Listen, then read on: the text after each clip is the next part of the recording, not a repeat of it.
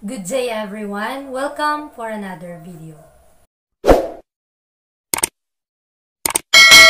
Sa oras na ito, ating pag-aaralan ang Chapter 5 ng Message to Young People entitled Ating Araw ng Pagkakataon. Samahan niyo po ako na pag-aralan ang tema na ito na ngayon ang araw ng ating pagkakataon. Sabi dito, may mga aral tayong dapat matutunan sa oras na ito mula sa karanasan ng mga naglingkod sa Diyos noong nakaraang mga henerasyon.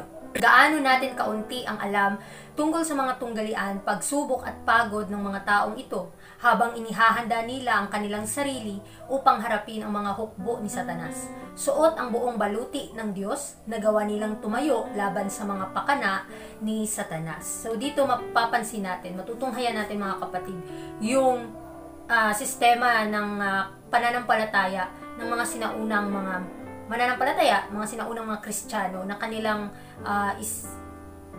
kinapitan ang pananampalataya kay Kristo at nagawa nilang tumayo laban sa mga pakana ng kaaway. Nawa sa ating ding buhay, kinakailangan gawin po din nating batayan ang katotohanan para po tayo makatayo sa ating pananampalataya. Sinasabi pa dyan, ang mga taong ito na noong nakaraan ay nagbigay ng kanilang sarili sa Diyos at sa pag-aangat ng kanyang layunin ay tapat sa prinsipyo tulad ng bakal. Sila ay mga taong hindi magtatamasa ng kabiguan o mawalan ng pag-asa. Mga taong tulad ni Daniel ay puno ng paggalang at sigasig para sa Diyos. Puno ng marangal na layunin at inspirasyon. Sila ay kasing hina at walang magawa tulad ng sinumang kasalukuyang nakikibahagi sa gawain. Ngunit inilaan nila ang kanilang buong pagtitiwala sa Diyos. So dito makikita natin mga kapatid na yung mga mananampalataya, ang mga Kristiyano na kanila talagang pinagkaloob sa Panginoon ang kanilang mga sarili. Na sila hindi mapanghihinaan. Na sila ay magpapatuloy sa gawain na pinagkaloob sa kanila ng Panginoon. Dahil nga, pagka ang ating buong puso ay inialay na sa gawain ng Diyos, ay magtatagumpay po ang katotohanan na siyang magbibigay sa atin ng kalayaan. Magtatagumpay ito at marami pang mga kaluluwa ang makakaalam nito. Kaya tandaan natin, pagka tayo ay naglilingkod sa Panginoon, expectation na maraming pagsubok na ating malalampasan at mapapanagumpayan. Sila ay mayaman, ngunit ang kanilang yaman ay binubuo ng kultura ng isipan at kaluluwa. Ito ay maaaring taglayin ng sinuman na gagawing una, huli, at pinakamaganda ang Diyos sa lahat ng bagay. Kahit na wala tayong karunungan, kaalaman, kabutihan at kapangyarihan, maaari natin itong matamo kung matututo tayo mula kay Kristo ng mga aral ng pribilehiyo nating matutunan. So tayo mga kapatid, minsan nakikita natin ang ating mga kahinaan at nadi-discourage pa tayo kung magpapatuloy pa po ba tayo sa gawain ng Panginoon. Ngunit pinapaalala sa atin, binibigyan tayo ng sigasig ng Panginoon na atin po itong makakamit ang lahat ng bagay na ito kung tayo po ay matututo sa paaralan ni Kristo. Kung paano maging mapagpakumbaba, kung tayo ay nakukulangan ng kaalaman, tayo po ay lumapit sa Kanya at ihingi ang gabay at katalinuhan upang ating maisasalaysay ang mga katotohanan ng tapat at ng may pananampalataya. Ang uri ng mga manggagawa na kailangan. Sa panahong ito, mayroon tayong mga pagkakataon at benepisyo na hindi madaling makuha sa mga nakaraang henerasyon. Tumaas ang liwanag at ito ay dumating sa pamamagitan ng gawain ng mga tapat na tagapagbantay na ginawa ang Diyos bilang kanilang sandigan at tumanggap ng kapangyarihan mula sa Kanya upang hayaan ang liwanag na magningning sa malinaw at maliwanag na sinag sa mundo. So dito makikita natin mga kapatid na ang mga manggagawa na kailangan ngayon sa panahon natin ay yung merong sigasig at tapang na sumulong, na isulong ang mga katotohanan, na maisabuhay ang bawat punto ng kaligtasan, ng bawat katotohanan na nagbibigay kaligtasan sa mga tao. So sa ating buhay ngayon, kinakailangan na matamasa natin ang kabutihan ng Panginoon. At ito po'y maipagkaloob natin sa mga tao, maipakita sa ating buhay na maging tapat po tayo sa paglilingkod sa Kanya, na maging tagapagbantay, na tayo ay magtiwala sa Diyos sa buong puso natin, na Siya ang ating sandigan sa panahon na tayo'y nanghihina. Kaya mula sa atin, kailangan hanapin natin ng buong puso ang katotohanan upang maipagkaloob nga sa mga sa mundong ito ang liwanag na tinatamasa ng bawat isa. Sa pagpapatuloy, sa ating panahon, mayroon tayong mas maraming liwanag upang mapabuti, tulad ng mga kalalakihan at kababaihan na may mataas na halaga noong nakaraan na pinahusay ang liwanag na ibinigay sa kanila ng Diyos. Sila ay magpagal ng matagal upang matutunan ang mga aral na ibinigay sa kanila sa paaralan ni Kristo at hindi nila pinagdanas ang pagod ng walang kabuluhan. Tayo mga kapatid, pagka iniisip natin ang gawa ng Panginoon na nagbibigay kagalakan sa ating mga puso, anuman ang pagod or sakripisyo na ating inilaan sa gawain ito, makakadanas man tayo ng mga ganitong bagay, ngunit isipin natin yung pinaka-goal natin, yung pinaka-focus natin, na yung mga sakripisyo ni Kristo ay nagiging kabahagi na tayo. At sa ating pagdanas ng sakripisyo ng ating Panginoon, matatamis ang ating mararamdaman. Mga matatamis. Bakit? Dahil hindi po magiging makabuluhan ang lahat ng bagay na ating ginagawa para mapaglingkuran natin ang ating Panginoon. Kaya pagsikapin po nating maangkin ang katotohanan ito para maisabuhay natin ito at malakaran natin na naaayon sa kanyang banal na kalooban.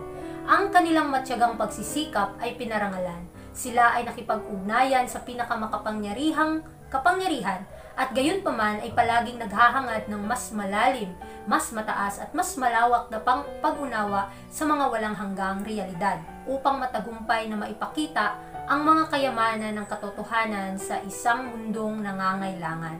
So, para po may bahagi natin ang katotohanan ng malinaw, ng may kabanalan, kinakailangan ang ating mga puso muna ay saliksikin kung ano ang hadlang o nakakahadlang sa gawain. Ipagkaloob po natin sa Panginoon ang mga bagay na ito, ang ating buong puso na paglilingkod, upang hindi makapasok ang kaaway sa ating mga landas. Lalong-lalo na pag tayo ay naghahanda para maibahagi ang katotohanan sa mga taong ating nasasalamuha. Dahil ang kayamanan ng katotohanan ay ang mundo, ito'y nangangailangan.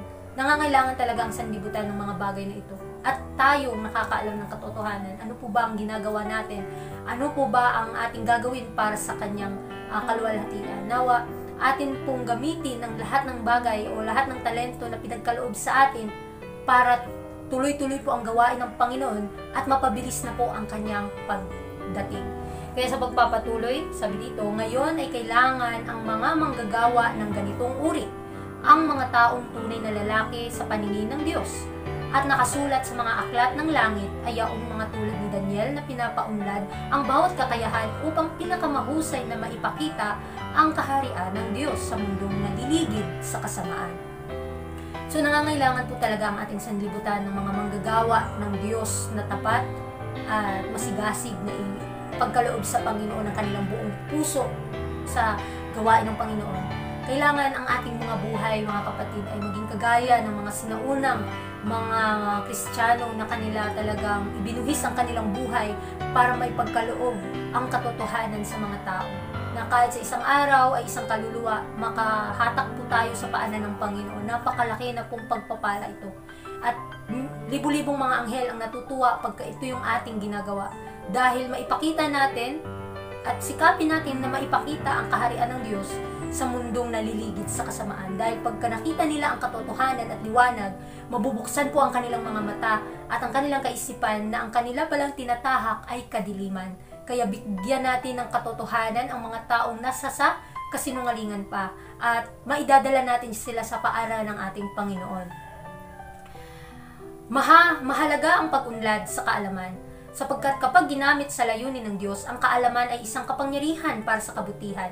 Kailangan ng mundo ang mga taong nag-iisip, mga taong may prinsipyo, mga taong patuloy na lumalago sa pag-unawa at pagkakaalam. Ang pamamahayag ay nangangailangan ng mga tao upang gamitin ito sa pinakamabuting pakinabang, upang ang katotohanan ay mabigyan ng mga pakpak upang mapabilis ito sa bawat bansa at wika at mga tao. Dito mga kapatid, makikita natin na gaano nangangailangan ang mundo ng mga kabataan, ng mga manggagawa na maibahagi nila ang katotohanan ng buong sipag. At pagka ginamit natin ang bawat talento na pinagkaloob sa atin ng Panginoon, ang ating kaalaman ay lalago. Isa po itong kapangyarihan pagka ginamit sa kaluwalhatian ng Panginoon. Mas madadagdagan pa po ang ating mga kaalaman, ang ating katalinuhan, ang ating kalakasan, pagka atin po itong ginagamit sa gawain ng Panginoon. Upang mapabilis na po ang paglaganap ng katotohanan sa bawat bansa, wika at mga tao. Kaya wag po tayong maging pabaya sa katotohanan ito.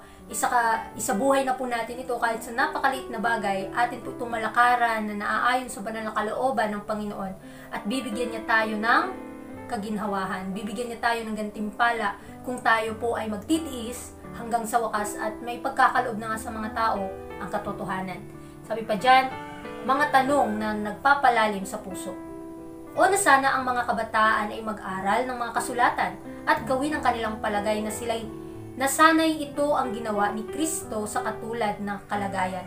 Ang ating mga pagkakataon na makakuha ng kaalaman mula sa langit ay naglalagay sa atin ng malalaking responsibilidad at may matinding pag-aalala. Dapat nating tanungin, ako ba ay naglalakad sa liwanag? Ito yung dapat nating isipin mga kapatid. Sa bawat katotohanan na unti-unting lumalago sa ating isipan, atin po bang pinag-aaralan ng husto ang kasulatan? At ano po ba ang batayan ng ating pananampalataya? Lumalakad po ba tayo sa liwanag na ating nalalaman? Or nasasayang lamang ang katotohanan ito? Kaya maraming salamat po sa inyong pakikinig sa programang ito. Muli, I am your presenter, Sister Daniela, and God bless.